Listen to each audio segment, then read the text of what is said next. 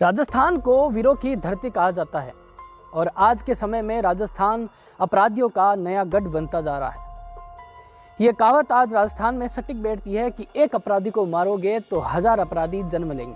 समय समय पर अनेक गैंगों ने राजस्थान में जन्म लिया, चाहे वो आनंद पाल या राजू ठेर या सुभाष बराल, बलवीर बानुड़ा जैसे और गोपाल फोगाउट और तमाम ऐसे गैंगवार हमेशा राजस्थान में सामने आए हैं और समय समय पर भी पुलिस द्वारा इन पर बड़ी कार्रवाई भी की गई। अब राजस्थान में अपराध का पर्याय बन चुके रोहित गोदारा बड़ी सुर्खियों में है। कौन है यह रोहित गोदारा? आखिर कहां से इसकी गैंगस्टर की एक कहानी शुरू होती है? आइए जानते हैं आज की इस रिपोर्ट में रोहित गोदारा के बारे में। वो रोहित गोदारा जो राजस्थान के बीकानेर गांव कपूरियासर का रहने वाला है। 17 साल की उम्र में इसने आपराधिक जगत में कदम रख दिया। इस पर लूटमार, डकैती, अपहरण जैसे कई मामले बीकानेर के अलग अलग क्षेत्रों में दर्ज हैं।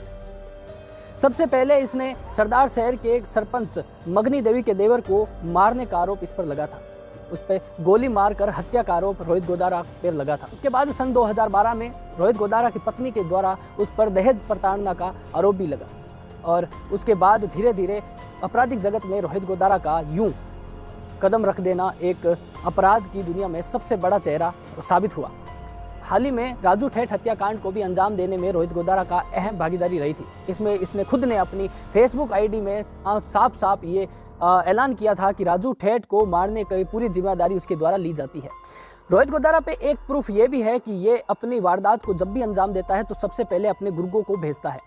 जब पुलिस द्वारा उन पे कार्रवाई की जाती है तो रोहित गोदारा फरार हो जाता है और बहुत ही कम चांस में रोहित गोदारा पुलिस के हाथ आता है। उससे पहले वो अपने गुर्गों को हत्याकांड और तमाम ऐसी वारदात को अंजाम देने के लिए अपने गुर्गों को आगे भेजता है और खुद पीछे रहकर इस सभी वारदात को कमांड करता है।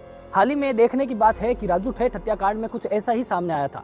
सबसे पहले रोहित गोदारा द्वारा अपने गुर्गों को भेजा गया और उसके बाद में कमांड करते हुए एक जिम्मेदारी के तौर पर रोहित गोदारा ने अपनी फेसबुक आईडी में ये लिखवाया कि मैं खुद इस हत्याकांड की जिम्मेदारी लेता हूँ। हाल ही में एक बीकानेर के व्यापारी और भाजपा नेता के रिश्तेदार पर फायरिंग का आरोप भी रोहित गोदारा पे लगा। हाल फिलहाल तब रोहित गोदारा जेल में था और जेल में बैठे बैठे उसने इस वारदात को अंजाम दिया। इस बात से पूरा अंदाजा लगा जा सकता है कि रोहित गोदारा कितना खुखार और कितना खतरनाक है। जो जेल में बैठे हुए ऐसी वारदातों को अंजाम दे सकता है तो वो फिर किस अंजाम तक जा सकता है। रोहित गोदारा जयपुर में अभी जयपुर में कुछ ही दिन पहले एक बड़े व्यापारी को 20 करोड़ रुपए की फिरौती मांगने का भी आरोप था। ये वारदात राजू ठेठ हत्याकांड के बाद इस वारदात को अंजाम दिया गया। राजू ठेठ हत्याकांड के बाद ही रोहित गोदारा द्वारा एक फिरौती मांगी गई जयपुर के व्यापारी से। इसके अलावा भी रोहित गोदारा लॉरेंस गैंग से भी जुड़ा हुआ है और तमाम ऐसी वारदात को लॉरेंस गिरोह के द्वारा भी अंजाम देता है। सन 2015 में और रोहित गोदारा को पुलिस हिरासत में लिया गया। पुलिस द्वारा रोहित गोदारा को पकड़ लिया गया। उसके बाद उसे जेल भेजा गया। जेल में रोहित गोदारा ने खराब खाने को लेकर भूख हड़ताल भी की।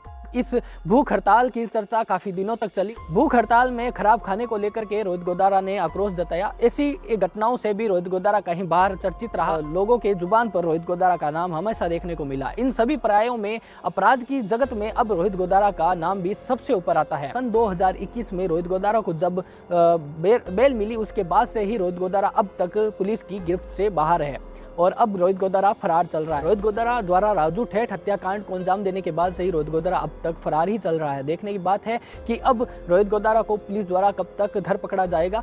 राजस्थान में अभी भी कई गैंगस्टर और अब कई गैंगवार भी सामने आते हैं, चाहे वो 007 गैंगवार हो गई या तमाम ऐसी गैंग जो अभी भी राजस्थान में दहशत का पर्याय बनी हुई है। हाल फिलहाल पुलिस इन सभी तहकीकात की जाँच कर रही है और तमाम ऐसी घटनाओं को पुलिस द्वारा रोका जा रहा है। अब देखने की बात है कि आने वाले समय में इस गैंगवार को कहां तक पुलिस रोकती है। तो दोस्तों मिलते हैं ऐसी ही अगली क्राइम रिपोर्टिंग के साथ। जय हिंद, जय भारत।